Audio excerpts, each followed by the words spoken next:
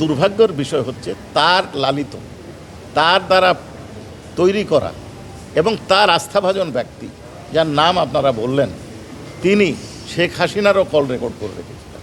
আপোষ কার সাথে, কি ক্ষতিপূরণ দিবেন? কান্নার ক্ষতিপূরণ দিতে পারবেন উনি? এই বক্তব্য আসছে। আর একজন ডাক্তারের বক্তব্য আপনারা দেখেছেন, অন্তত 6টা গুলি ওপর থেকে নিক্ষেপ করা হয়েছে, অর্থাৎ হেলিকপ্টার থেকে আক্রমণ করা হয়েছে।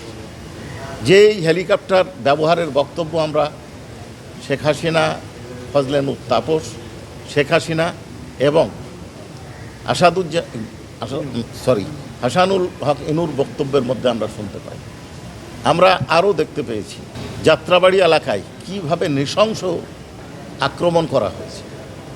আপনারা বা অনেকে এই আল জাজিরার যে প্রতিবেদনটা দেখবেন, তার পরে আওয়ামী লীগ নেতার নাম উল্লেখ না, একজন উদ্ধৃতি দিয়ে বলা হয়েছে তারা গুলির নির্দেশ দেননি, গুলি করেননি। তাহলে এইটা কিভাবে সম্ভব হলো? কারা করেছে? তাহলে আন্দোলনকারীদের ওপর বর্তায়। আপনারা দেখেছেন সেনাবাহিনী চলে যাচ্ছে, পুলিশ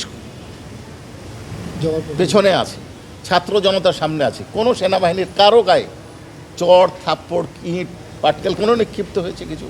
পেছন থেকে গুলি করা হচ্ছে। গতকাল আপনারা দেখেছেন গ্রেনেড নিক্ষেপ করা হয়েছে।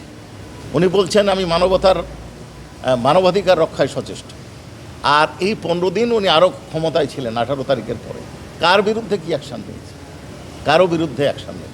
আবু সাঈদের বোনের বক্তব্য শুনেছেন যে তদন্ত কী লাগবে, দেখা যাচ্ছে পুলিশ গুলি করছে। হ্যাঁ, তদন্ত লাগতো। কি তদন্ত? তদন্তে ভিন্ন খাতে প্রবাহিত করে বলা হতো ওই যে একটা মিথ্যা মামলা দায়ের করা হয়েছিল, কি যে আন্দোলনকারীরাই আবু সাঈদকে হত্যা করেছে। এই তদন্ত উনি করার ব্যবস্থা করেছেন। পদ্মা সেতু, মেট্রো রেল এবং এলিভেটেড এক্সপ্রেসওয়ে নির্মাণের গর্বিত অংশীদার বসুন্ধরা সিমেন্ট। আর একটা বিষয় বলে আমি আমার বক্তব্য শেষ করতে চাচ্ছি। সারা দেশের 41টা ডিস্ট্রিক্টের 438টা স্পটে গুলি করে মানুষ হত্যা করা হয়েছে। যেই বক্তব্য তদন্তকারী কর্মকর্তা আজকে তার বক্তব্যের শুরুতে দিয়েছেন। আপনাদের ধন্যবাদ। কোনো প্রশ্ন থাকলে বলতে। 47 পরবর্তীকালে তথ্য পেয়েছিলাম যে আরও বেশি, 47 এই 50টি জেলার বেশি জেলাতে মারণাস্ত্র ব্যবহার করা হয়েছে, যে গুলি করা হয়েছে আন্দোলন দমনে। স্যার, আল জাজিরার রিপোর্টে একটা বিষয় উঠে আসছিল যে শেখ হাসিনা 50টি ক্লিয়ার করবেন। আচ্ছা, আল জাজিরার রিপোর্টে যেটা আছে, সেই রিপোর্টে বলা হয়েছে যে এই এনটিএমসি অর্থাৎ গোয়েন্দা সংস্থার একটা অথবা সরকারি একটা সংস্থা এনটিএমসি, তারা সরকার বিরোধীদের দমনের জন্য এই প্রতিষ্ঠানটিকে ব্যবহার করে তাদের নাম্বার ট্র্যাক করে তাদের ভয়েস রেকর্ড করতে হয়।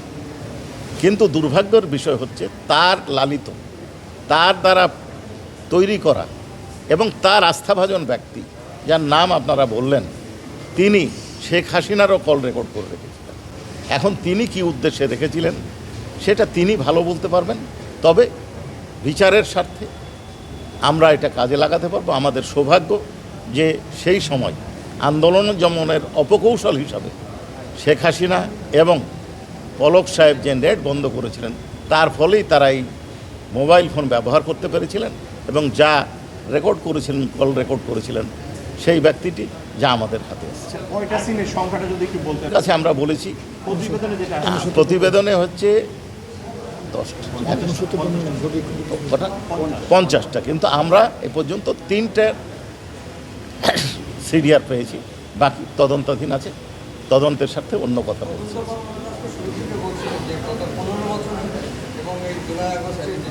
শুধুমাত্র এই সরকারকে টিকিয়ে রাখার জন্যই, অর্থাৎ শেখ হাসিনা তার ক্ষমতাকে পাকাপোক্ত করার জন্য যে যে ধরনের কার্যক্রম গ্রহণ করা দরকার, যখন যেটাকে সঠিক উনি মনে করেছেন, সঠিক অর্থাৎ অবৈধ মানুষ খুন করা, মানুষকে গুম করা, মানুষকে হত্যা করা, তারপরে নাশকতা করে আরেকজনের উপর দোষ চাপিয়ে দেওয়া, জঙ্গি নাটক, যে প্রক্রিয়া যখন যেটা তার কাছে সুইটেবল মনে হচ্ছে তিনি সেটা করেছেন। জবানবন্দি শেষ হবে, জেরা করতে এখন কতক্ষণ সময় লাগবে?